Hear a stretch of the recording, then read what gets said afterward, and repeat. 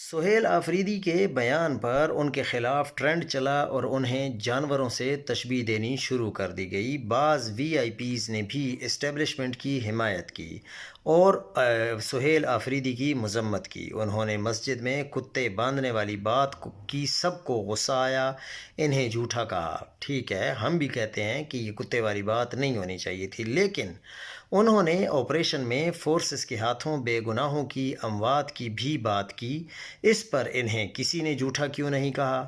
انہوں نے یہ بھی کہا کہ جو لاشیں اٹھاتے ہیں اس پر گولیاں چلتی ہیں، اس پر جھوٹا کیوں نہیں کہا گیا؟ حالانکہ انسانی جان کی حرمت مسجد سے زیادہ ہے۔ نبی کریم صلی اللہ علیہ وآلہ وسلم نے کعبے کو مخاطب کر کے فرمایا تھا کہ جس کا ترجمہ ہے کہ اے کعبہ، تو کتنا پاک ہے اور تیری خوشبو کتنی پاک ہے اور تیری حرمت کتنی عظیم ہے، لیکن اللہ کے نزدیک مومن کی حرمت تجھ سے بھی زیادہ عظیم ہے۔ اس کا حوالہ سنن ابن ماجہ حدیث نمبر 3932 ہے۔ بات سینٹیمنٹ کی ہے، مسجد کے معاملے میں سینٹیمنٹ انوالوڈ ہے، ورنہ انسانی جان کی بات بڑی بات ہے، تو اس کا کیا کرنا ہے پھر؟